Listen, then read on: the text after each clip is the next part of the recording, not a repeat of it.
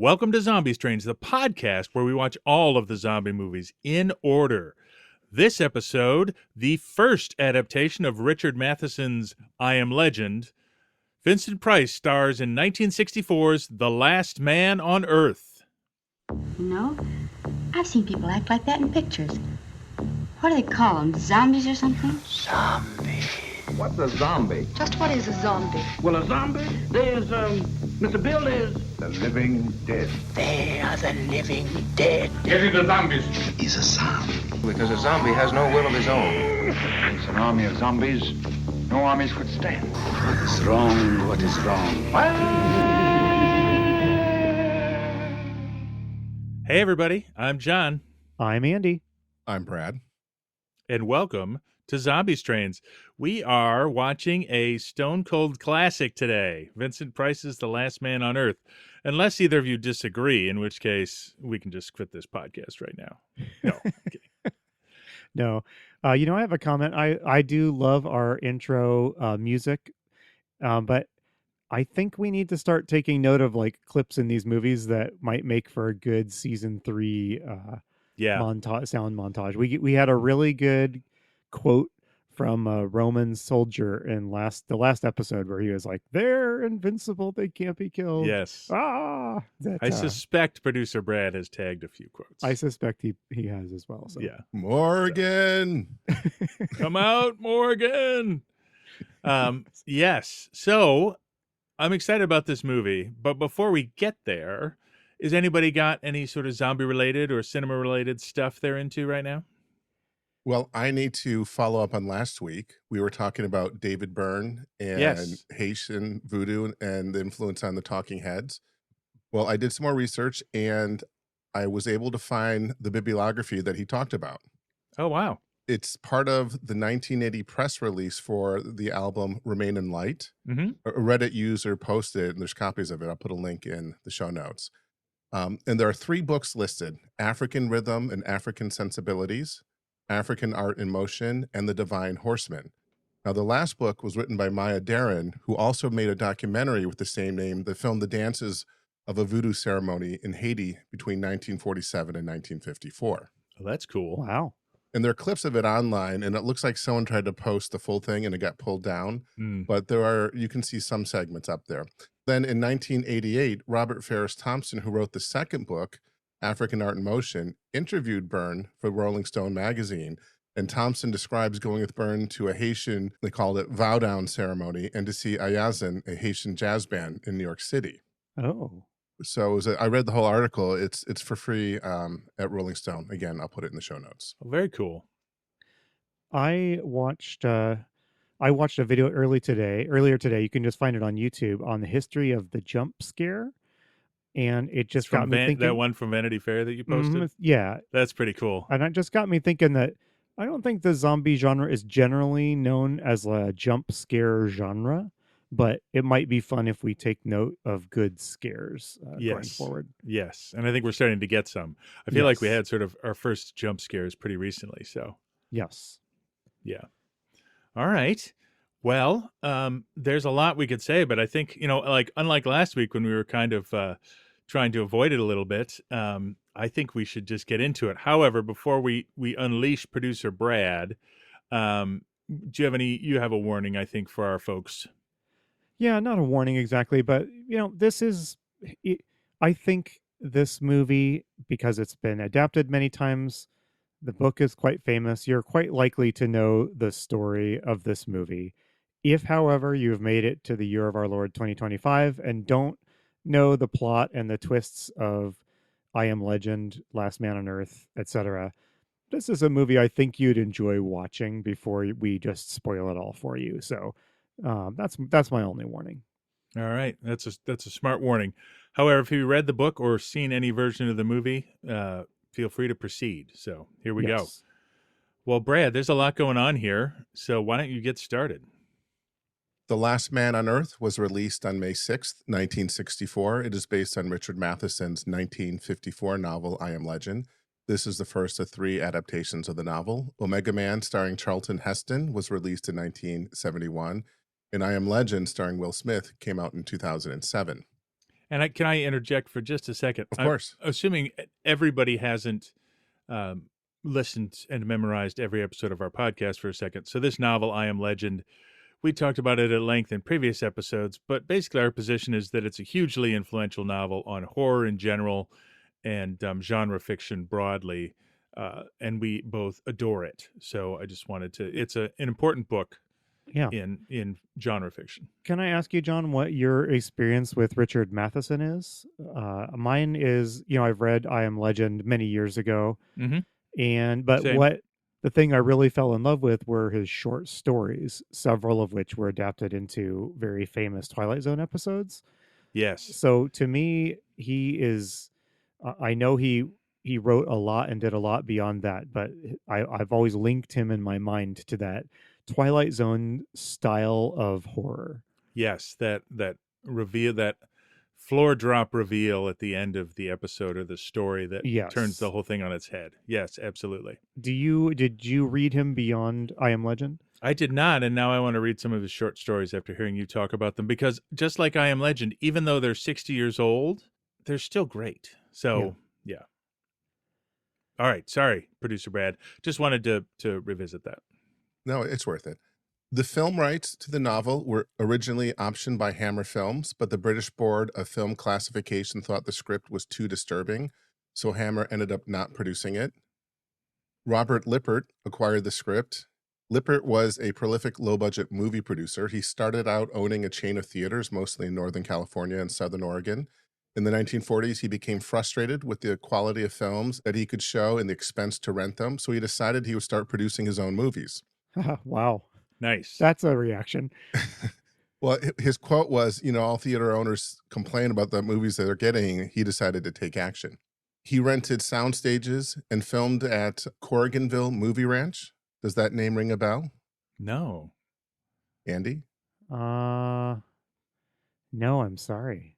Corrigan Movie Ranch was owned by Ray Crash Corrigan, the man who owned the Corrigan gorilla suit. Oh, yes. The Corrigan back. ape suit. Yes. Is there like a memoir that guy wrote or something? Can you read the story of his ape suit somewhere in a book?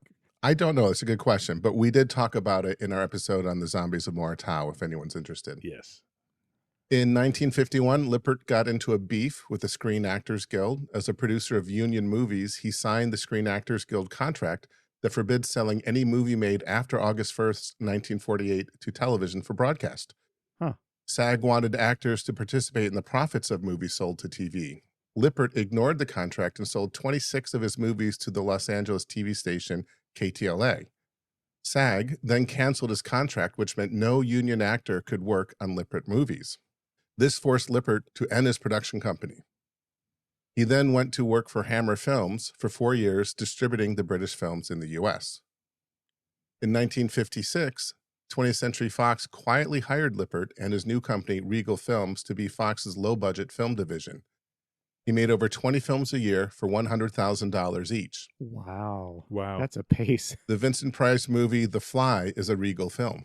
Okay. Now, Regal ended when Lippert got into another showdown with another guild.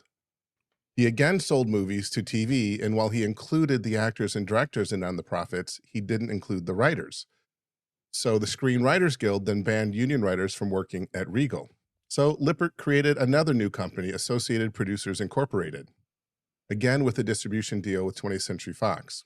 The Last Man on Earth was initially part of this deal, but it was ultimately distributed by American International Pictures, the distributor for many of Roger Corman's movies. Fox was not doing well and didn't need as many B movies since they weren't making as many A movies. For a good history on Fox at this time, I recommend listening to the Turner Classic podcast, The Plot Thickens, Season 6, which covers the troubles at Fox before and after the infamous movie Cleopatra. Now I want to listen to that podcast. But don't you all don't go listen to it. You stay here, but we're going to listen to it and we'll report back. The Last Man on Earth was filmed in Rome in 1963. Lippert was frustrated with the expense of production in Hollywood, so he sought cheaper locations, and this is something that's going on right now in Hollywood. Yes. Sidney Salkow directed. Salkow was primarily a television director with credits on Lassie, Tales of Wells Fargo, and The Count of Monte Cristo. Originally, Fritz Lang, the director of the classic silent film Metropolis, was considered to direct. But when that didn't happen and Salkow was hired, Matheson was quoted as saying, "Well, there's a bit of a drop." That is funny because it's true. Logan Swanson and William Lester are credited on screen as the writers of the film. Matheson did co-write the script with Lester, but was unhappy with the final film and wanted his name removed. Oh. The pseudonym Logan Swanson was used instead. It's pretty close to his book, though not identical, so I'm curious about what he objected to. He thought Vincent Price was miscast.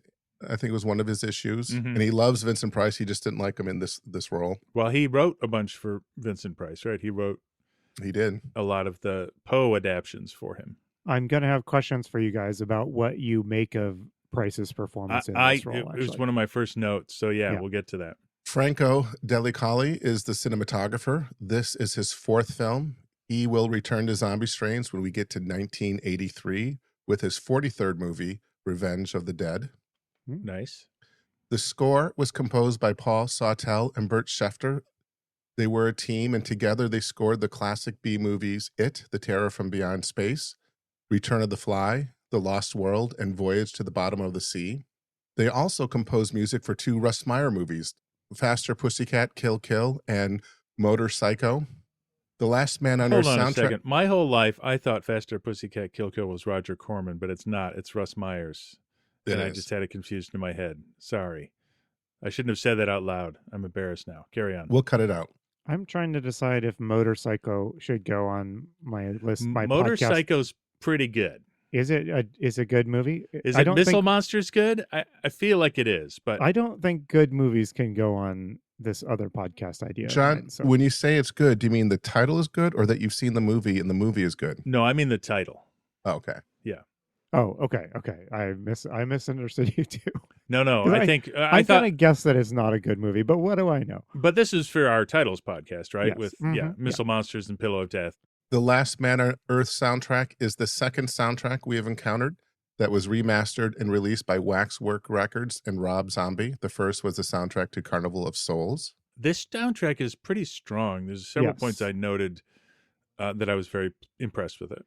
Yeah, we're starting to get into an era where you notice the music as being an effective part of the film rather than a forgettable just element in the background. Yes. Now, we've already talked about Vincent Price's career in previous episodes, so I won't go into any details. This time I'll share an interesting tidbit I stumbled on while looking for a New York Times review of The Last Man on Earth. And it's a great insight into how popular Vincent Price was and what the public thought of him at the time. In 1962, Sears and Roebuck announced that they would begin selling art. They commissioned Vincent Price, a well-known art collector, to select art from around the world that will be sold at Sears stores and from the Sears catalog. Sears did this because, and I'm quoting George Struthers, vice president in charge of merchandising, that good art is not readily available in all towns and cities throughout the country. This creates a need we plan to fill. That is such a strange. We could spend the rest of the episode unpacking why Sears was selling art prints and how different the world is now, but let's just keep going. Oh, they weren't art prints, they're original.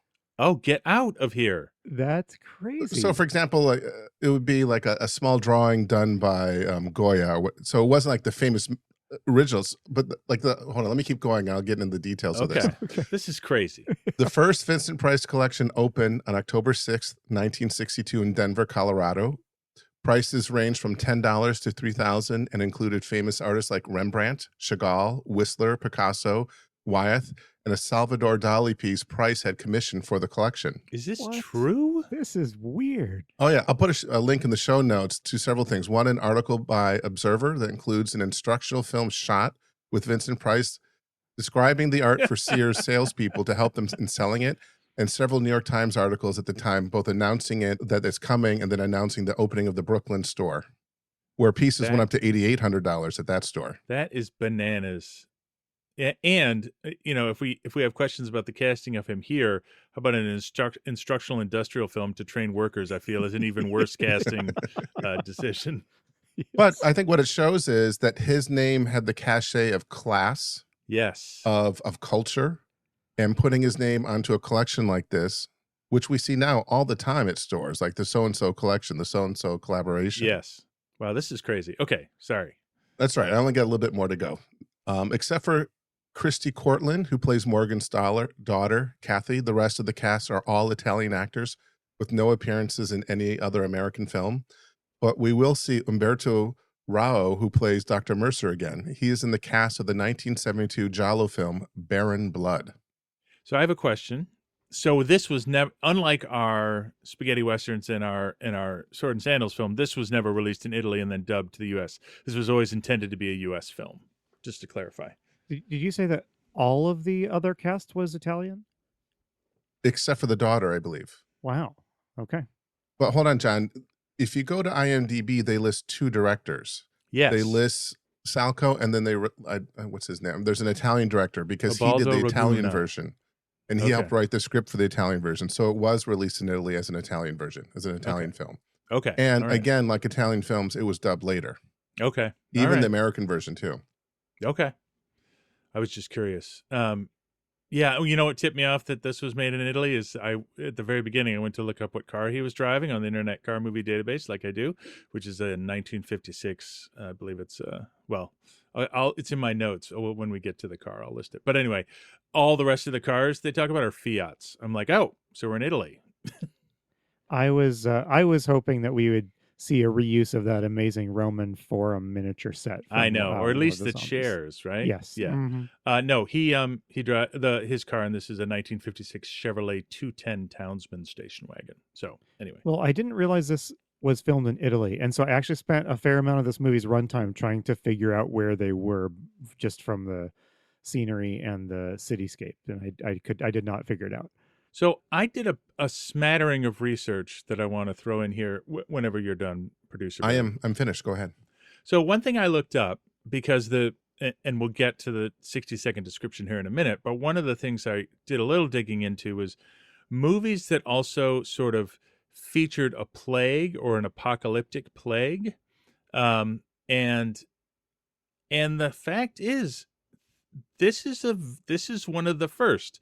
There's an early movie. There's a silent film called The Last Man on Earth, which is a comedy about a man who survives. What happens is he gets rejected by a woman and he goes to live as a hermit in the woods. The apocalypse happens and he ends up being the last man on Earth, and all the countries are fighting over him. It's a comedy. The next one is in 1936, an adaptation of a H.G. Wells story, Things to Come, which is this sort of decade-spanning sort of description of what the future of Earth looks like after an apocalypse. And then this was sort of listed as like the next one, which it's 1964, and this is our first like big apocalypse. And it's so, maybe it's just because it was a book first, it's so mature conceptually. Yes. That shocked me. I thought, oh, there must have been other apocalypse plague movies, and no, not really. So I thought that was interesting. This is such a strong portrayal of an apocalypse. It is startlingly similar to what you would see in a modern movie. Like it's got almost, we'll get into it, but it's got all the beats. It's got the ideas that you get in a modern film. Yeah, the reanimated corpse coming back to its house, like all this stuff that is sort of staples now is in this movie. So there was a 1959 movie called The World, the Flesh, and the Devil. Okay. And it's about a mine inspector who gets trapped in a cave-in, and when he climbs out, everyone else in the world is dead, and he finds newspapers that say UN retaliates for use of atomic poisoning. Yes, and there's a Twilight Zone episode, right? The Burgess Meredith one, where he the world ends while he's in a bank vault, and he's so happy because he gets to read all the time, and then he breaks his glasses. Like, that's an apocalypse too. So there's some out there, but this is an early one, and it's certainly the first one, or a very singular idea where it's not atomic holocaust, it's a plague. So we'll get into that too. All right, I'm going to do a 60-second rundown of this thing, and then Andy, you're going to take it away. So sounds good. So the film opens with our main character, Robert Morgan, played by Vincent Price, and it's almost like a day in the life of the sole survivor of an apocalypse. And as the movie plays out, we see him doing the chores of an apocalypse while surrounded by vampires. Like, he's refreshing the garlic on his door and buying new mirrors to scare the vampires away. And it's almost mundane. It's fascinating. But then in Act 2, we go back in time to before the plague, where we meet not only Robert's daughter, we also meet his wife, Verge, which I think is probably short for Virginia, but I couldn't swear to it.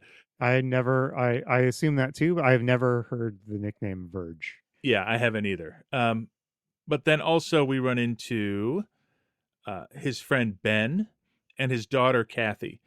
So we go through the apocalypse, how the apocalypse unfolds, and how Robert becomes the last man on Earth.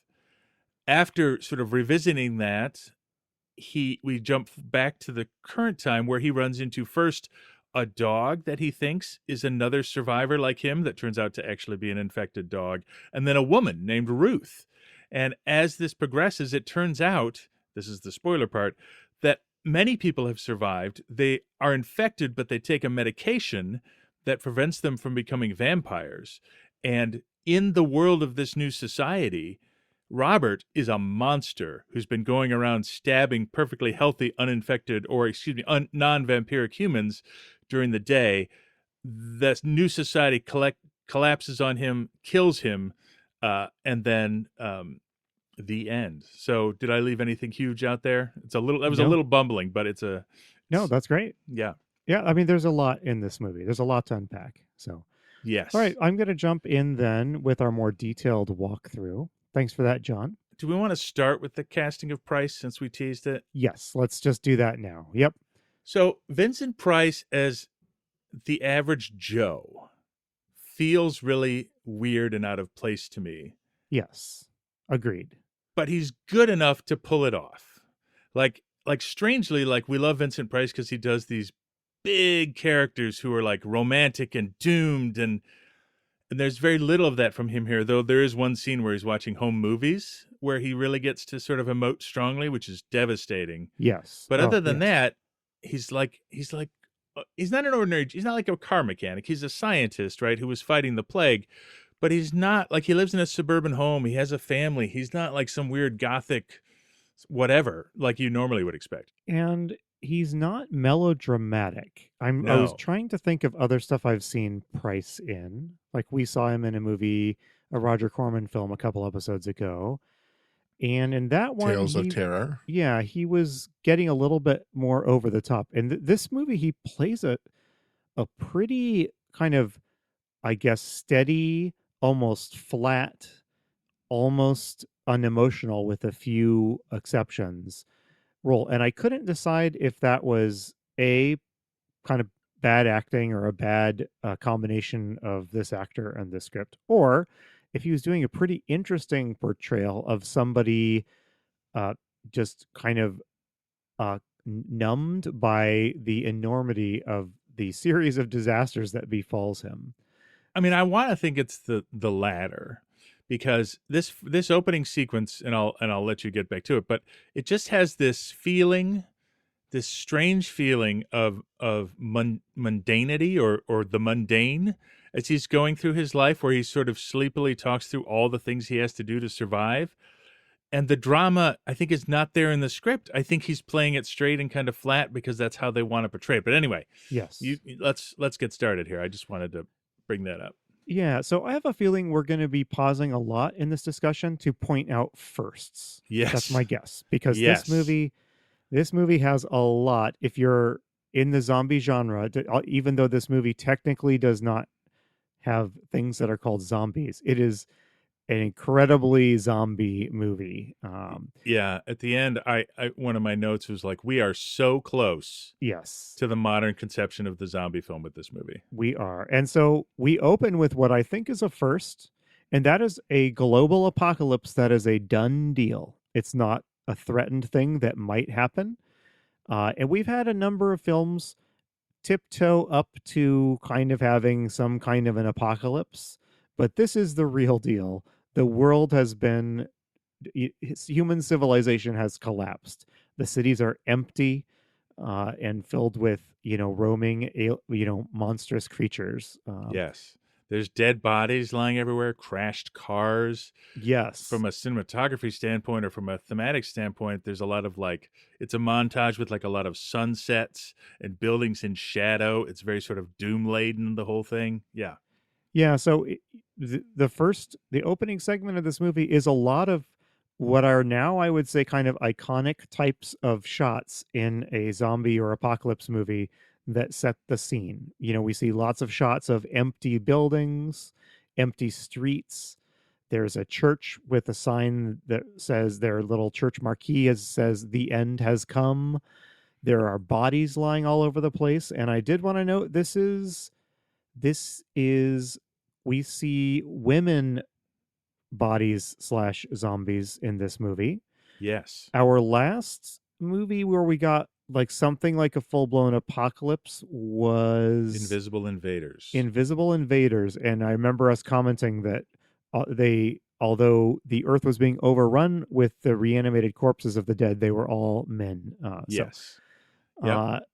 And yeah, so do you have any thoughts about this opening? In a minute, we're going to meet our main character, but what do you think about this opening couple minutes of apocalypse montage? I thought it was astounding, and then in fact, there's a shot from above of like of like a square or like a central meeting place kind of thing that's abandoned, and I just was pulled right to that same shot in 28 Days Later, where Cillian Murphy's wandering around downtown London. It had that same vibe.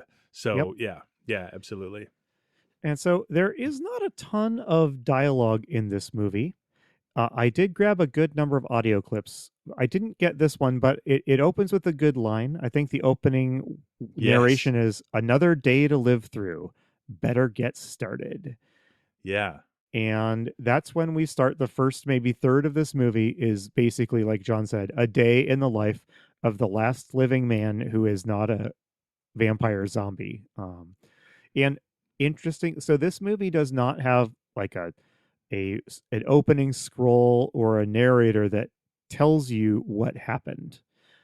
You obviously there's been some sort of apocalypse, and we know what has happened is a plague turned most humans into quote vampires. We're going to talk about vampires versus zombies in a few minutes, I'm quite sure. Yes. Yeah. But obviously the three of us knew the concept going in. But if you don't, there's some interesting, they kind of build you up to what is going on more with like little asides and little actions that Vincent Price, Mr. Morgan, takes.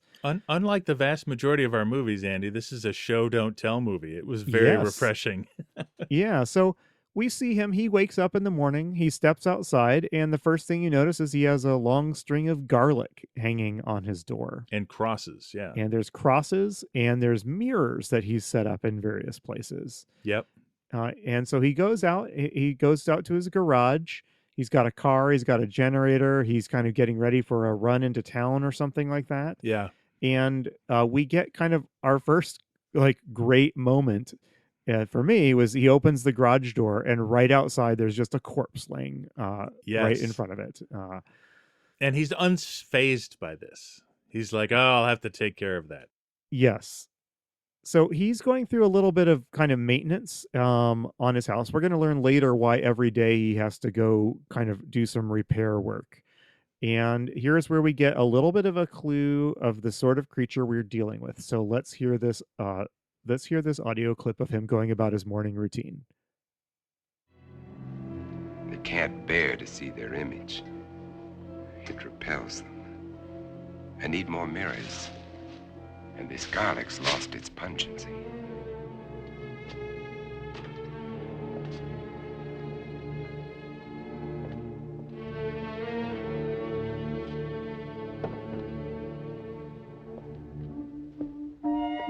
There was a time when eating was pleasurable. Now it bores me. Just fuel for survival. I'll settle for coffee and orange juice this morning. But first, there's my life to consider. I'd better replace that garlic. So there we just get, by the way, that is kind of the emotional level that he maintains throughout most of the movie. So you can maybe see why John and I are wrestling a little bit about how well this fits or not. Yeah, I think so. My position currently is that he actually does a great job acting in this film, but because of what we're so used to from him, it seems so out of place. That's, I think, where I ended up with. Yes. So he goes about his routine, and I've got another audio clip here in just a second. Sorry to do two right smack in a row. Yeah. But he does have sort of a self-appointed mission that he gives himself beyond just surviving. And so as he's getting ready to do his little foray into town, which we still don't exactly know what that's going to involve, he takes a look at a map on his wall, and we hear this bit of narration. I can't afford the luxury of anger. Anger can make me vulnerable. It can destroy my reason, and reason's the only advantage I have over them. I've got to find where they hide during the day. Uncover every one of them. Now, where did I finish off yesterday? Madison Street to 31st Avenue. 11 kills. Over 3 years.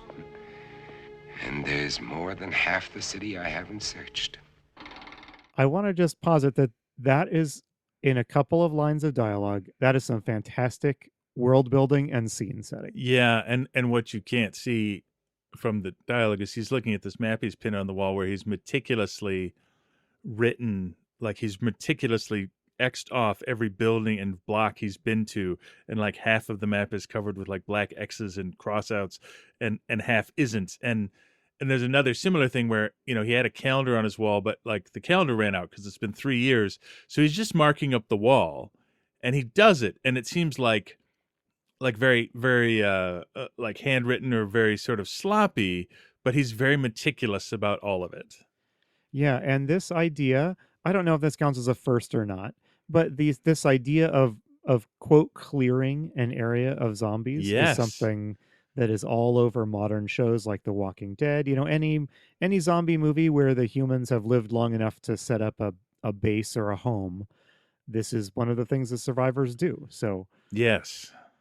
So while he's doing this, I think we have all picked up that he's talking about vampires. Now, if you're like me, you're thinking, you know, what sort of vampire are we dealing with, right? This can't be your Bela Lugosi style, you know, Transylvanian superhero, super powered creature. It's not that. Yeah. So, but while he's doing this, he's marking off sections of the city cleared, like John said. He's using a machine. You guys know what machine this is? A lathe. A lathe to make spikes. To make, Stakes. wooden stakes. Yep. Yes.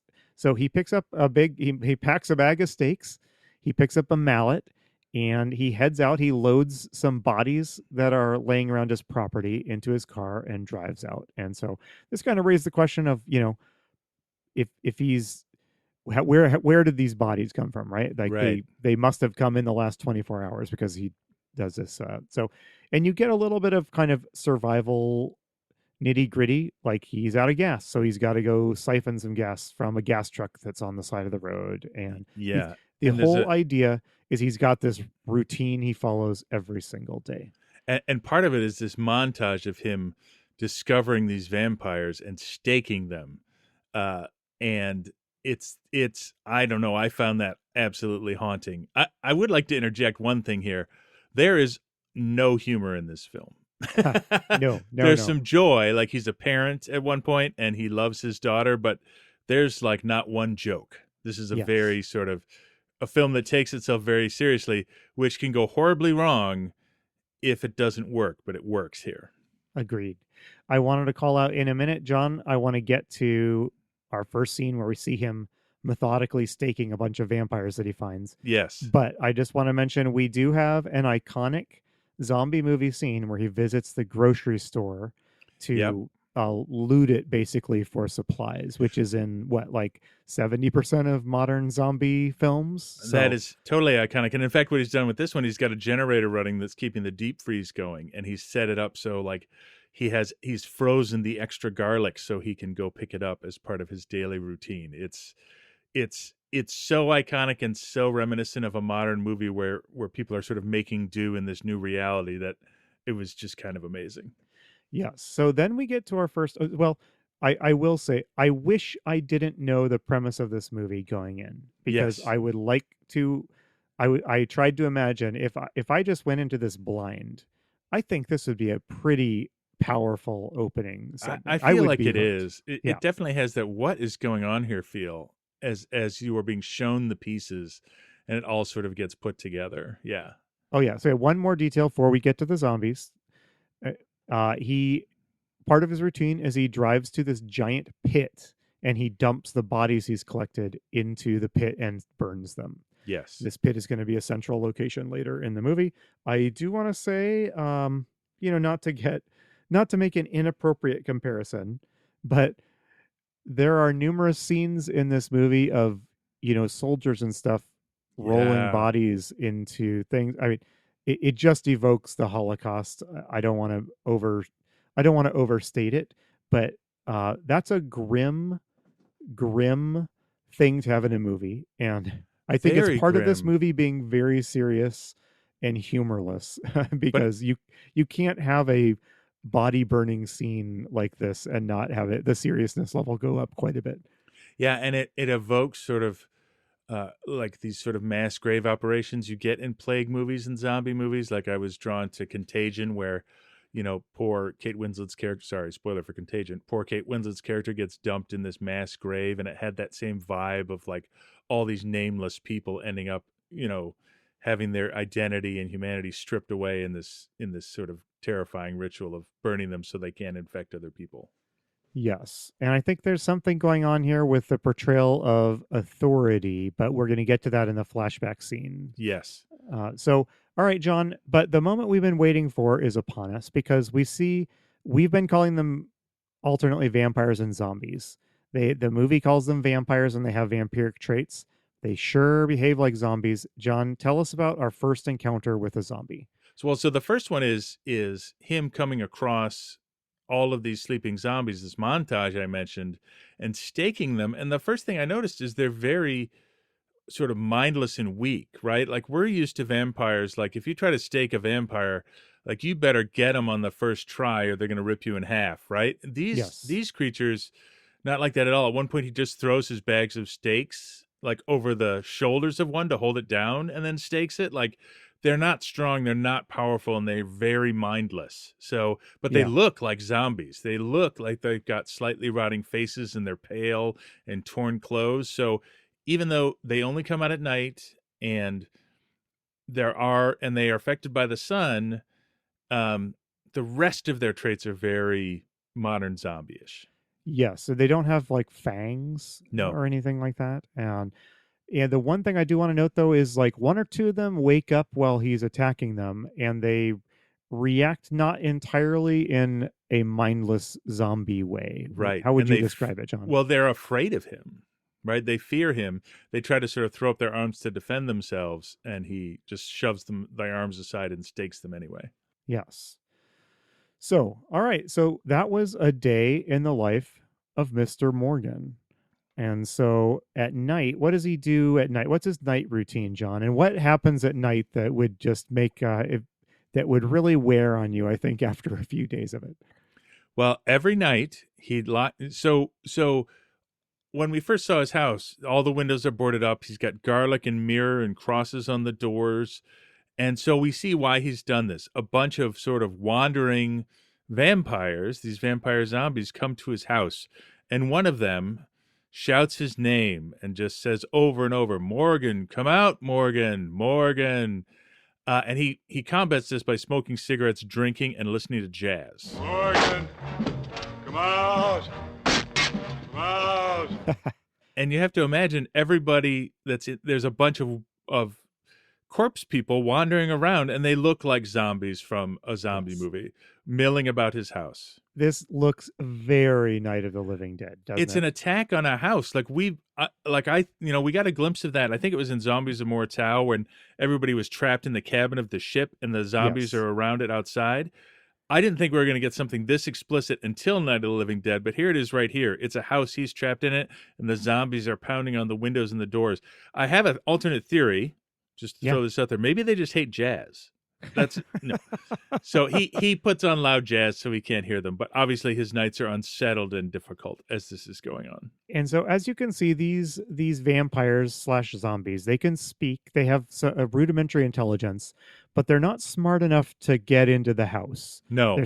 They can swing around 2x4s and kind of bash it up a little bit, but that's the extent of it. So he's safe as long as he's got his house secure. He can kind of sit in there, and they really can't. They're not going to get to him. Right. I have this recollection in the book, and this may be wrong, that the one who knows his name and keeps shouting at him is like a neighbor that he doesn't care for too much. And in this movie, it's his best friend from before the plague, which is even more haunting. Yes, exactly. So we're almost to the end of this sort of opening third of the film, establishing his routine. So the next day he gets up. I want to say he has a dream in which he hears a woman or a girl screaming for help. So yes, and then he doesn't get up. I think it's at night, isn't it, when he watches the home movies, which is our transition to. So what he does is he watches a bunch of home movies about his family, and it's just one big emotional scene where he starts this big laugh that turns into just weeping as he's watching these movies, and then it transitions back to pre-plague where he knows all of these people that were in the films. It's kind of great, actually. I agree. It is kind of great. There's one sequence before that where we get a glimpse of like the next day where he drives out to a cemetery. He's visiting a crypt. We don't yet have the backstory behind this, but we can kind of make some guesses at this point. But he falls asleep and the sun has set, and so he's in trouble. So this kind of establishes that if he's not back in safety when the sun sets, it's bad news. And so we get a scene of him getting swarmed, essentially. He escapes and he makes it back to his house, but it's dangerous to be out at night. And what's interesting is he comments specifically like, individually they're not that powerful and you can push them around. Yes. Which is not like a vampire, but is like a Shaun of the Dead style zombie, right? Yes. Like slow moving zombies. I think the whole threat is the mob, not the individual zombie. And that's very clear. He just explicitly says that. So he gets mobbed several times, but just shoves them away and like gets in his car and fights his way into his house. Yes. And then we get the home movies. So I apologize for jumping ahead. No, that's fine. Then he watches this home movie, and like John says, that transitions us to the second act of this film, which is an extended flashback to the days before the end of the world when things were starting to go bad. So we switch back. It's suggested this is 3 years ago because we know he's 3 years into the apocalypse. And we see newspapers and news reports of a plague that is spreading around the world. It hasn't yet. It seems like this plague is just making is just upgrading itself from like scary mystery to apocalyptic event. Yes. We're right in that transitionary period. I do have a little grammar note here. Does anyone else know what I'm going to bring up? No, but hang on a second. Welcome to Andy's Grammar Corner. All right, hit us. We see some newspaper headlines, a common way of quickly conveying the state of the world. Yes. And they mention Europe's plague, but the apostrophe in Europe is placed after the S. Oh. So it looks like Europe's plague or something. That's bad. Yeah. It was bad, and it's right up there on the screen, and it's supposed to be a newspaper. Yeah. Maybe things are getting sloppy in the apocalypse. Is there another Europe somewhere that we don't know about? It's plural. It's multiple Europes. Yeah, it came from the Europes. All the Europes. Yeah. Yes, and also the other big part of this is his daughter's birthday party, right? Oh yes. So I wanted to say something about this plague. Yeah. So this plague is not suggested that this was visited on us by aliens or anything like that. It started in a real place on Earth, and it has spread. I don't know if that's a first exactly or not, but this is the template for contagion movies. Yeah, and it's interesting here that Robert, who has stoically accepted his fate post-plague, also plays the role of the sort of denier pre-plague. Yes. He's like, don't worry about it. We'll be fine.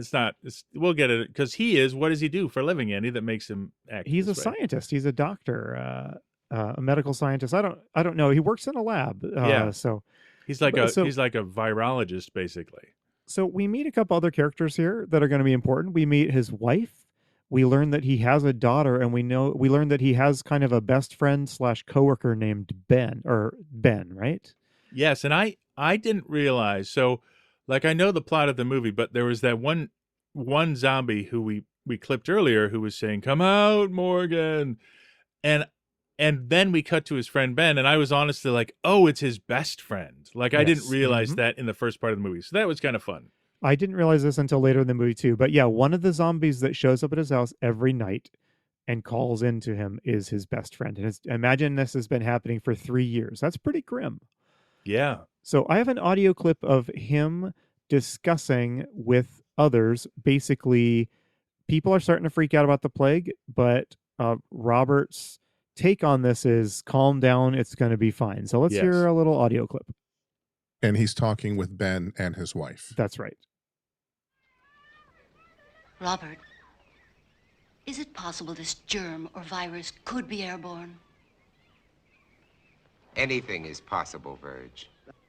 The best brains in the world have been running through this thing with a fine-tooth comb. The germ is visible under a microscope, but is not like any bacilli ever known. In what way? It can't be destroyed by any process we've been able to uncover. But with the whole world trying, there must be a solution. Hey, Mommy, when are you gonna cut the cake? Right now, our problem is to cut that cake. So he is, he's this voice of like, don't worry, it's going to be fine. But there's a lot of tension behind it because he has some problems. He heads back to his house and we learn that his wife is showing some signs of sickness and she's kind of trying to hide it and downplay it. Yes. And more terrifyingly, who else is sick, John? His daughter. Yes. Who is what, 6 or 7-ish? Yes, that sounds about right. I have to say, like, I mean, you can describe it in detail, but just as a setup, I actually found the scenes of his daughter, like, being sick and dying, gut-wrenching. I agree. Like, I just want to pause here because I think we've been watching, like, War of the Zombies and Invisible Invaders, and there's been some wonderful, interesting stuff in here. But we've only watched a handful of movies, like I Walked with a Zombie and maybe a couple of others, where I was emotionally drawn into the movie in a way that I am with modern movies. You know what I mean? Like in War of the Zombies, I'm sort of watching it in a sort of analytical way, but here multiple times I've found myself like, oh, I should be taking notes. Like because I was so drawn into it. So this is the scenes of his daughter who is infected and is dying. Yes, are genuinely rough to watch, and that's not the effectiveness has not faded over the decades since this movie came out. So I want to talk about this a little bit more, but I do have another audio clip I want to get to. We spend a day or two watching Robert go kind of to the lab and then come back home to check on his family and repeat that. And so he does head into the lab. And this is an audio clip I grabbed of him talking to his best friend, Ben, who also works at the lab. And Ben is taking this a little bit more seriously than Robert is. So let's hear that. Ben, it's as simple as this. An unknown germ is being blown around the world. It's highly contagious and it's reached plague proportions. And you don't believe some of the dead have come back? Let's get to work. And why are they burning the bodies? Why don't they bury them? Because it's the best known way to control the contagion, to keep the germ from spreading. That's what we've always believed at any rate. You'd prefer us to believe in vampires? If they exist, yes. There are stories being told, Bob. By people who are out of their minds with fear. Maybe. But there are too many to be just coincidental. Stories about people who have died and have come back. They're stories, Ben, stories. And why are the infected people always so tired in the daytime? Why can't they stand the sunlight? Why are they only seen at night? So yeah, a little bit of a long clip there, but that's our build up here of what's going on. And we can see already that Ben believes that something really unpleasant is going on with this plague beyond simple sickness. And Robert's trying to talk him down. Robert heads back home to check on his family, where his daughter is quite sick. And one of the symptoms that happens to you before you die when you're infected is you go blind.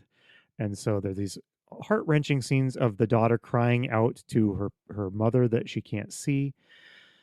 And Robert forbids his wife from leaving the house or letting anyone into the house. But most of all, he forbids her from calling the doctor to Yes. let them know that their daughter is sick, because if they call the doctor, her daughter will be noted as infected, and we are about to learn what happens to infected people. And what is that, John? So this is another super iconic first. There are soldiers with a truck going around to people's houses and collecting the bodies of the dead infected and putting them in a truck. And you see this harrowing scene of a woman who, presumably it's her husband, he's wrapped up and being taken away, and she's screaming at the soldiers to stop. And they're like, sorry, man, we have to do it. And they're taking this body to go burn it. Yes. And so we get a little bit more. Robert heads back to the lab one last time, and he finds that almost nobody has showed up. Everybody's at home. He has a little interaction with the one remaining employee there, who says some things. He says, it was kind of interesting. They were talking about the nature of the plague and whether it was going to wipe out humanity. And this other doctor said, I don't think it's going to wipe out humanity. I think it's some sort of evolutionary process that humanity is going through. Right. And that becomes important. It does. So, but the key thing is here, Robert heads back home for the last time. And when he gets there, an army truck is pulling out of their driveway, basically. Right. He heads inside. His wife is in a stupor. His daughter is gone. And we learned that she called the doctor because she just felt like she had to, reported that the daughter was sick, but now the daughter is dead. And shortly after, his wife is going to die too, because her infection's gotten quite worse. Yes. He does drive to the pit where they're dumping bodies to try and get his daughter's body back, but he can't. So let me just pause here. Like we were saying he wasn't melodramatic. This is where he goes big, right? He's fighting the soldiers. He's grasping at his daughter's body. He's like, he's pouring it all on, and he fails, and he goes home. Like right before that, we'd had a scene where his daughter is blind and sort of calling out to them. Like this whole thing is just harrowing and also really good. It is. And so we're to the final scene before we're going to move to Act 3. We're going to flash back to the kind of current post-apocalyptic setting. But the final segment here is he goes back home. His wife dies. It's also a horrifying thing. She screams out that she can't see, and then she dies. But he promises that he's not going to let them, the soldiers, just dump her in the pit and burn her body.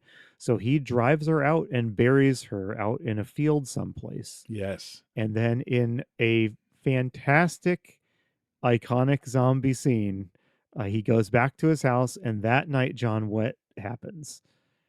His wife has come back, and it's amazing. So I think he's watching the TV news, and he shuts it off, and then he just quietly hears somebody saying, "Let me in, let me in." And it's his wife, and there's this amazing moment where that's happened a million times since this movie came out. But again, I feel like this is kind of an iconic first time. He's like, "Who's there?"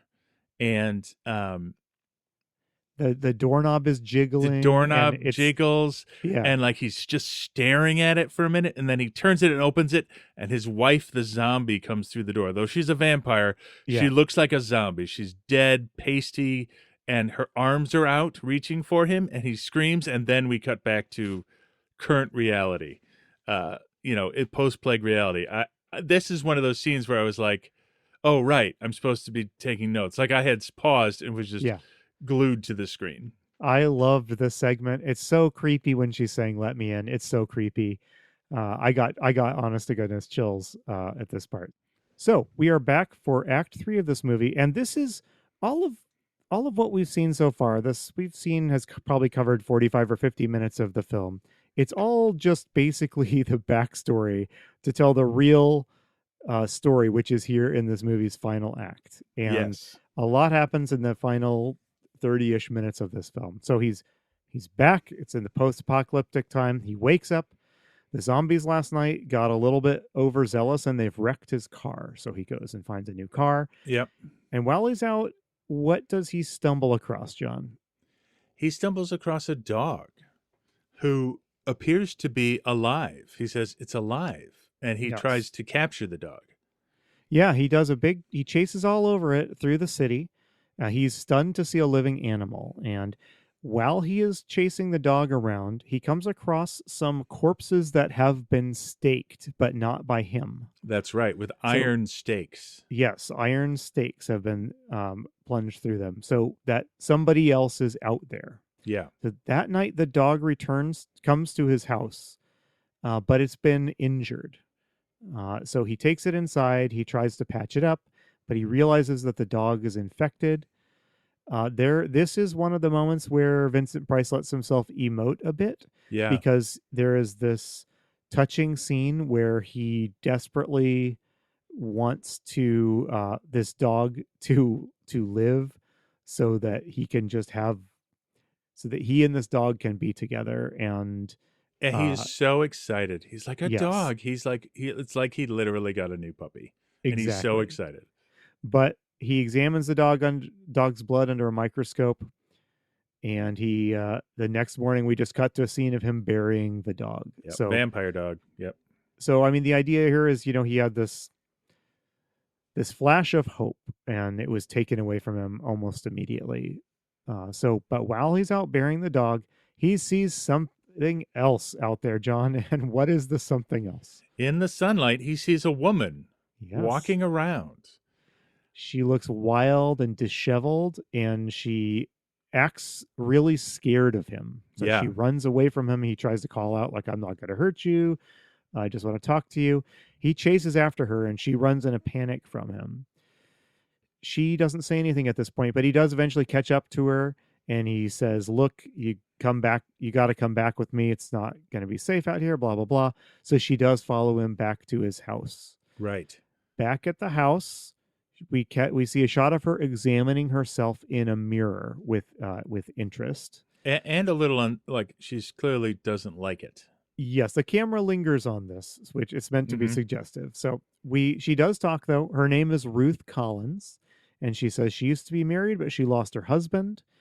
And then Robert, they're having a little conversation, telling each other about themselves and about their routine, their survival routine. But he seems to suddenly get pretty nervous. Yes. So he rushes over. He grabs a string of garlic and shoves it in her face. Yes, and it makes her then sick. And then here is the audio clip of that happening. As this clip starts, he is shoving it in her face.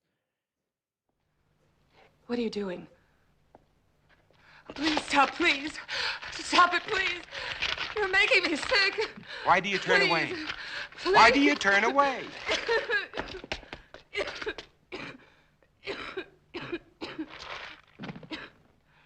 You are infected.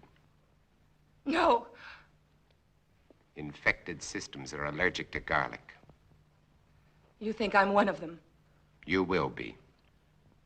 So you could see this same kind of disappointment, because once again, he's been handed this possibility of companionship, but it looks like it's going to be snatched away from him, just like the dog was. And she denies that she's infected, and she kind of tries to pass it off as, she's got a weak stomach. She's just physically traumatized from a life of hiding and running and stuff. But he doesn't really believe her. They do have things kind of calm down now that he's kind of accepted that she's doomed, basically. Right. And we get a little bit more kind of lore explanation of how the vampires work. It's reiterated that they're individually weak and that they're unintelligent. And they kind of talk about each other's backstories. And Robert speculates that the reason he is still alive is that he was bitten by a bat during one earlier in his career. Right. And he speculates that inoculated him against this vampire plague later. Yes. He wants to do a blood test on her. And she freaks out. She looks like she's starting to get really sick. So she runs and locks herself in the bedroom, and she's careening around like she's really ill. And he breaks in and sees her she has pulled a syringe out and is trying to inject herself with something. And she reveals that she's infected, but with regular injections of this medicine, she won't turn into one of the feral vampires. Right. And so we get this confrontation between the two of them. Now, I want the truth. I want all of it. Why are you here? To find out if you know any more than we do. You know far less. We're alive. Infected, yes, but alive. We're going to reorganize society. Do away with all those wretched creatures who are neither alive nor dead. Start everything all over again. And you want me to join? You can't join us. You're a monster to them. Why do you think I ran when I saw you? Even though I was assigned to spy on you. Because I was so terrified of what I'd heard about you. You're a legend in the city, moving by day instead of night. Leaving as evidence of your existence bloodless corpses. Many of the people you destroyed were still alive. So that's a brutal scene. It is a brutal scene, and I you know what I took from the book and I feel about the movie too is she's essentially saying, like, you're like a serial killer to us. Yes. You know what I mean? Like you're a horrible, cruel monster, and you thought you were doing humanity a favor. And that's the twist of this movie that is so good that I love it. So she's from this group of survivors that has put together a quasi-vaccine that prevents them from turning feral. She's been sent to spy on him because they are coming to kill him tonight. Yes. At one point, she pulls out a gun on him. She can't quite bring herself to kill him, and she collapses. I don't exactly know why. I guess she did get her injection, so she's weak. So right.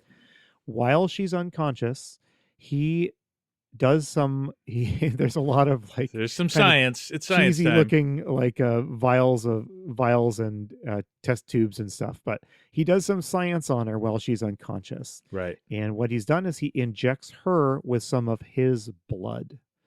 And when she wakes up, he tells her that by doing that, he has cured her, and he has. So she tests it out by holding garlic and looking in the mirror, and he insists that, I've permanently cured you. You don't need the medicine anymore. So she wants to go out and tell the others from her infected society to spare him because he's got the cure. Right. I don't really know why he holds her back from doing that, and I didn't really know why. I didn't know why either. It's like one of us here doesn't grasp the seriousness of his predicament. Yes. So yeah, I'm not quite sure, but and it kind of doesn't matter. So. Yeah. So we have another great iconic zombie movie thing that happens at this point, because if you watch a modern zombie movie, there's always a point in the movie towards the end where the impregnable fortress or wherever the survivors have holed up, right, it's breached by some sort of bad luck or carelessness or something. And I think what happened was when he wanted to put the garlic in her face, he actually grabbed it off his front door and then forgot about it. And Ben, the dumb zombie, is at least able to figure that out. Yes. So Zombie Ben, while he's been distracted, while he and Ruth are distracted talking inside, Zombie Ben has managed to get into the house. He grabs Ruth. And from here on out, the movie just really accelerates to its finale. Outside, a truck pulls up full of guys with guns. All dressed in black. These are not zombies. These are the infected. These are the vaccinated infected, so to speak. They're an organized paramilitary force. Like, they're not playing around. And so we see them do, interestingly, is they clear out the ferals. They stake all the ferals that have super surrounded his efficiently. house. They're like a hit squad. Yes, a hit squad is exactly what they are, actually. Zombie Ben is gunned down. It's kind of a touching, it's kind of a tragic moment. Yes. And they spot Robert, and he makes a run for it, and they pursue him shooting. They chase him all around town. They chase him. There's this big sequence where he goes into a police building. He shoots several of them. At some point, someone should have shouted out, like, "Hey, I've got the cure." Or some, I feel like some of this might have been avoided. Yeah. Now, she does say several times before that, like, in the heat of the moment, they're not going to listen to me. So I think she does at least try to set that up, even if it doesn't. Yeah, even if it doesn't quite work. It's not a serious flaw. Yeah. So there's kind of an action sequence here. He uses smoke bombs. This movie really thought smoke bombs were cool because he uses a whole bunch of them. He's throwing them all over. Or tear gas, maybe, or whatever it is. While being chased, he goes to the police precinct, goes to the armory, he breaks the glass to get to the cabinet of the weapons. There's all these like Tommy guns, like Yeah, literally yeah. a dozen of them, and all he grabs are the smoke bombs. Yes. I'm not sure. I think he's trying to escape. It's very strange. But also, I think this is the other casting problem with Vincent Price. I'm actually down with him trying to play Joe Average. He is not an action star. There's another sequence earlier in the movie where he's like fighting off the zombies, like throwing punches and stuff. And I'm like, this is why Vincent didn't become an action movie star, because he's really not good at it. So anyway, we get to the final sequence of this movie because he finally takes refuge in a church, and at some point in the chase, I think he got shot. He gets shot on the steps of the church. Yes. So he runs in the church. They chase him inside. Interestingly, so the hit squad follows him in, and they're kind of chasing him around the building. Following the hit squad, a group of like regular people come into the church. They're like zombie moms carrying their babies. These are vaccinated, infected, and we see that they've got children with them. Yes, they're a new society, I think is what this is trying to say. Exactly. So they're gathering at this church where Robert happens to have decided to make his final stand. They corner him, and he screams at them all that they're freaks, that they're mutations. Again, I feel like he could have put a little bit more effort into saving his life here. He didn't need to insult the people about to shoot him. And somebody throws one of those iron stakes at him. And like the many vampires he has staked, he is killed with a stake through the heart. His last words, he utters some kind of tragic last words. They were afraid of me. Yes. And then he dies. The book, at the end of the book, it's a different ending. Yep. Where she gives him poison so he avoids the public execution, because they're gonna like make a show out of it. Yes. And the last line of the book is, I'm like a founding myth of their society. I am legend, and then the book ends. So I just want to throw that in there because it's so good. Yes, and the last little scene is Ruth, who has made her way to the church, and she seems sad that he's killed. But on her way out of the church, there's a bunch of kids, and they're being held by their moms, and they're crying. And she goes up to a crying child, and she comforts it. She says, "Don't cry. We're all safe now." Yes. So they've killed the monster that comes for you while you're sleeping. So and then that's the end of the movie. Yeah, amazing. It's so good. There's another iconic. The refuge in the church thing is another iconic. Yes. Zombie thing. Like there's so much here. This is what 28 years later, this is what the little boy in the flashback tries to do. He runs to the church, right? And that it doesn't work out in that way for him, however. But yeah. Okay, so hey John, let's jump into our wrap-up questions. Yes. Ready?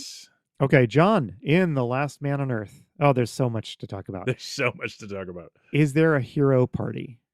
Yes. It's mostly just Vincent Price. Yes. Though you could consider his whole family and Ben like the hero party in a sense, because when you flash back, they're like the four heroes of the movie, I'll say. Yes.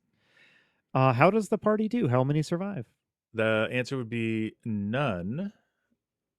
Yeah, they all eat it. Except for Ruth, but I don't really consider Ruth part of the hero party. No, I don't think so either. So what kind of zombies are we dealing with? Okay, so this is the first interesting part. No mysticism at all. These aren't science-created zombies, but they're viral zombies or bacterial zombies. Like, same difference, in my opinion, in terms of the context of a horror movie. Yes. And that feels like a first for us, like a virus. Now, like I said earlier, like we're almost there. So one zombie does not turn another person into a zombie. You have to catch this. You catch it like you catch a cold. Yeah. Right. And that's what this plague is. But that's what they are. It's a plague. It's a viral plague that turns people into zombies. And this is like this is the type of zombie in The Walking Dead. Yes. They don't turn you into a zombie by biting you. Like there's just this contagion that has blanketed the earth. Right. That will resurrect you when you die. All right. So, okay. How are these zombies destroyed or killed? Actually, they're pretty easy to kill. You can just shoot them or beat them up, or stake them. Yeah. Right. Like to finish them off, you have to stake them. But though they do shoot some at the end. Yeah, it's a little unclear if you have to stake them or if he's just doing that because it's a good way to kill them. Yes. Um, And then I he guess burns them. So yes. yeah, that's a little different. Oh, and I wanted to say the way that this zombie plague works is it kills you and then you rise again. Right, which is also feel like kind of a first, right? Yes. Like yeah. So how fast are these zombies, John? they're slow zombies. Yep. And is there a zombie horde in this movie? Yes, for sure. Yeah. Not only a horde, but a horde behaving like your stereotypical modern zombie horde where they surround your house at night and bang and try to get in. Yeah, you could go all the way up to like 2004's Dawn of the Dead and see the zombies sort of mindlessly wandering around trying to get in, and it's that type of horde.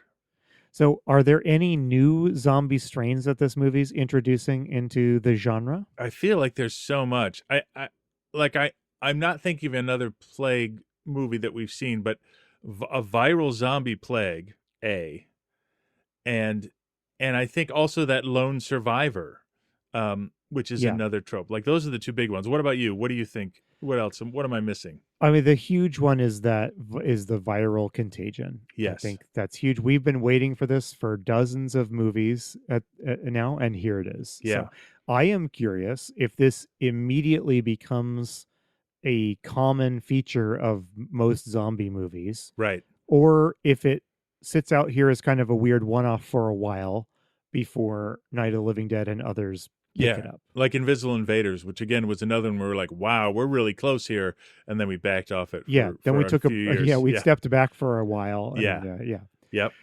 All right, let's go into your 4 pillars of the zombie genre. Yeah. So, John, in Last Man on Earth, is there an apocalypse? Hell yes, there is. Yes. Finally, and exactly the kind we meant. Yeah. The world ends and is populated by the Walking Dead. Yeah. Like they say they're vampires, they look like zombies, but any way you slice it, it's a zombie apocalypse. And John, I think this is the first time we're going to be able to heartily say yes to this. Is there contagion in this movie? There is. It's not you get bitten and you become a zombie, but I don't think that's required. No. For contagion. I think it is something you catch. You die and then you come back as a zombie. So 100% yes. Yeah, no one makes you a zombie. It's just a brutal inevitability. Yes. John, in The Last Man on Earth, are there tough moral choices? There absolutely are. The whole business with him like deciding to bury his wife and like doing essentially the wrong thing for the right reasons out of love is the perfect example of a tough moral choice. Like, yeah, absolutely. Yeah. It's textbook zombie moral choice. And does this movie have loved ones turning against you? Yeah, following doing the wrong thing by burying his wife reanimates, crawls out of her grave, and attacks him in his own house. Yeah. So that's a solid yes. This is the exact scene, that I had in mind when we first talked about these 4 pillars. Yeah. So this is our first movie, I think, setting aside some of the modern ones we watched, that has all of these things. Yes. It is the first one. Invisible Invaders had three yeses. Because there was no contagion, I think. Okay, Correct. Congrats. I think Last Man on Earth needs a Zombie Strains award. I think so. Sort. Yeah. Yeah, this has gotten us so close to the modern zombie movie. It's almost there. Yeah, it's amazing. All right, so John, I'm going to turn it over to you to ask me a couple of 1960s zombie questions. Well, the nice thing is we both win, Andy, because I think you're going to respond positively to a lot of these as well. So let me get started. Is there an increase in violence and grittiness? So I think that there is. I think the casual, routine way he dispatches the zombies is chilling in a way that violence has not been in zombie movies to date. What do you think about that? I agree with that. And also I'll throw in the sort of brutality of the burn pit. Yes. That is gritty as heck. And it feels gritty. Yeah. Yes. It's not there's no romance in this. No.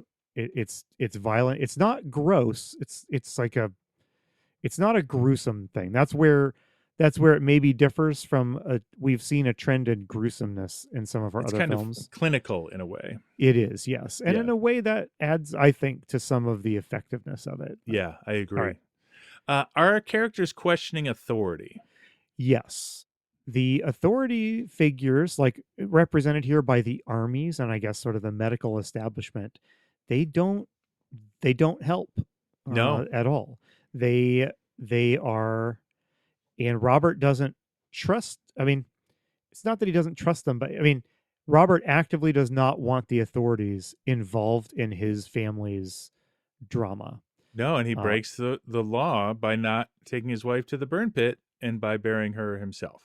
Exactly. Like there's absolutely no suggestion that the government was able to stop this in any way. No. So and even their efforts here, to clear out the infected bodies, it clearly didn't work. So. Right. Do we focus on a hero's inner life? Is this a more personalized horror? It is, yes. He's haunted by past trauma, the loss of his family. 3 years later, he is still, it's still the defining element of his life. He torments himself by watching home movies of his family and collapses sobbing. Yeah. Yes, he is desperately lonely, and the most, the dog dying is one of the more wrenching parts of the film. Yeah. Because for a minute he thought he might be able to find some measure of joy, and it's taken away from him immediately, and he's back to this routine of just killing every day with no hope. Yes. Speaking of which, is there a sort of fear of crime, societal chaos, and anarchy in this movie?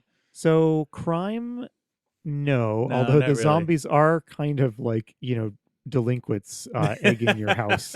They are trying to break into his house and they smash up his car, which actually I would argue like that could be a stand-in for like sort of random crime in the 60s. I'd actually maybe make that case. But I think that you could make that case. So this movie kind of skips the part where you see society truly collapsing into anarchy. Yes. We certainly see the build up to society's collapse, but we don't see it on the screen. So there's no scenes of, mass looting or soldiers, gunning down civilians or infected or anything like that. Right. That I think you would find. So I am going to say kind of a soft no on this one. Okay.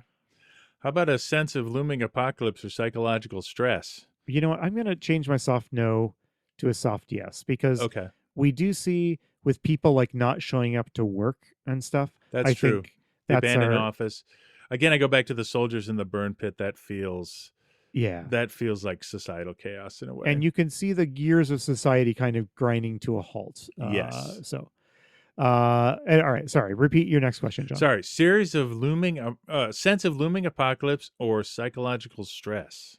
Yes, absolutely. Yeah. The middle sequence, the flashback scene, is very tense because you know what's happening, and Robert is partly in denial about it, but it hangs over every interaction he has. Yeah, absolutely. And the stress he has, again, I don't know if it's brilliant acting or bad acting or what, but Robert gives the impression of someone trying very hard to kind of be the authority, like the man of the house who can keep everyone else calm, like by force of will. And I thought that was kind of effective. Yeah, and even after even when he's alone, he shuts down emotionally, right? Yes. So yeah. And last but not least, horrors without solutions or a lack of clear villains to defeat. So yes, though this movie, he does find a kind of a cure for this, his own blood. Right. So in that sense, is that a little improbable? I guess it is. But he doesn't actually end up solving the problem. No. Like he cures Ruth, but his cure doesn't go anywhere because he dies. Yep. And the new society has already risen. Like he's too late to save or resurrect humanity that was. Yeah. And he's not welcome in the new society, even with his cure. I mean, the lack of clear villains to defeat. The villains are so unclear, we find out he's the villain. Yes. Yeah. So I'm going to give this one a solid yes. So, wow, this hits all our zombie bits and hits all our 1960s bits. I feel like we should run a victory lap or bust open a bottle of champagne or something. There's so much here. All right, let's go through the last few. Yes. All right. A last couple of questions that we always close every episode with. John, would you and I survive in this zombie world? I've never been bitten by a bat, so the answer is no. And I'm a heavy sleeper, so Vincent Price would probably stake me. And more generally, so this is such a modern style zombie survivor scenario. Yeah. And, it's very hard to imagine myself surviving in this world. Right. Just too many dangers, too many ways to die. I would, you'll slip up eventually and the zombies will get into your house or whatever, right? Yeah, and I think the one thing that's missing here from a modern zombie film is the chaos and the human turning against human. That's not here. The Walking Dead style human against human, which is, I think, a staple. And again, that's why we're not quite there yet. So yes, I think that's a very good point. Yeah. So, John, is this a zombie movie or is this a movie with zombies? I mean, I'm going to say it's a zombie movie, even though it says it's a vampire movie. It is a heck of a zombie movie. Yeah, I'm not going to let. Yeah, it is like a template for a zombie movie. I mean, I feel like almost people took the vampire concept from this movie, merged it with, I mean, we'll see what happens, but merged it with the zombie concept, and that's how we get the modern zombie movie. Well, the vampires here are almost zombies, except for trying to drink blood and coming out at night. Yeah, I don't know why the vampire motif was used, really, except that it gives him a few banes he can use to kind of ward them off. And it gives him time to operate. The story is so centered around this sort of mundane life of the vampire killer. It gives him daylight to operate that way. Otherwise, he'd have to make zombies that are afraid of the sun or something. So maybe vampires were just a better fit. So, all right. And then our last question, John, would you recommend this movie first, generally, as just a movie that is worth people's time to watch? And secondly, do you recommend it specifically as a movie that zombie-loving listeners should watch? Yeah, so the answer is absolutely yes and absolutely yes, with the one caveat that it does lack humor. It's not fun in a way, but it is gripping and compelling, and it's just a good, I mean, there's some cheesy stuff in it. Like we said, there's Vincent Price seems very odd in this role. There are issues, but it's a classic, and it's a classic to the zombie genre and a classic to horror movies in general. So you should watch. If you haven't watched this movie already, just go watch it. Yep, I got nothing to add. It's a yes and a yes from me for those exact reasons. So, all right. That means it's time for the scariest part of the episode, and that's where producer Brad tells me and John what we're going to be watching next. Is there any chance this isn't I mean, there's no way this can't be a letdown. Like, unless there's some missing masterpiece like Carnival of Souls I was completely unaware of coming next. I also predict it's going to be just a trash schlock fest, but let's which by the way, I don't mind. No, I'm just saying, not at all. Yep. Yeah. All right. I'm ready. I'm going to throw you a curve because we have to do a little bit of cleanup. Oh, we have to go back to the 1940s. Oh, what did we miss? There's a movie we missed, and it's partly because of the title. And if you're ready, here is the poster. All right. The Mad Ghoul. A new sensation in horror. Wow. That certainly looks like a zombie, though. It sure does. Yeah. Yeah. Okay. John, will you describe what this poster has on it? Well, it says new sensation in horror across the top. It says The Mad Ghoul in large yellow horror movie, zombie movie letters. Yeah, that's the white zombie font. Right? Yeah. Yep. And there's a face, a man's face that looks green and sort of decomposing. You see that same person in profile, and then you see a couple sort of clinging onto each other and looking sideways at this ghoul creature, and there's a graveyard across the bottom. Yeah, that certainly has zombie stamped all over this poster. Yeah, and can we also say George Romero in Night of the Living Dead did not call them zombies. He called them ghouls as well. Yep. Okay. So I have a bit of the trailer if you'd like to hear what it sounds please. like. Oh, yes. Here you go. You must kill Eric. Kill Eric. Kill Eric. Miss Lois, I want you to tell me everything you know about your accompanist. Oh, no, Eric couldn't be mixed up in this. Why, we're engaged. Suppose he's two people. The man you love and a ghoul. I'm in. Melodrama is back. I'm in. I am all for this. Okay, I can't wait. This will be actually delightful. I think one thing I've gotten out of this podcast is really enjoying older films, particularly 40s and 50s. So I'm happy to jump back into the 40s for another movie. Yeah. Agreed. All right. Well, I look forward to it, and I'll see you guys in a week. All right. So, hey, everybody, if you haven't already, please give us a 5-star review in Apple Podcasts or on Spotify. It really does help us out. Please subscribe if you aren't already, and we welcome all our new fans. We've seen a uptick in downloads, and we're happy to have you. And we hope you enjoyed this episode, and come back next time for The Mad Ghoul. You've been listening to Zombie Strains.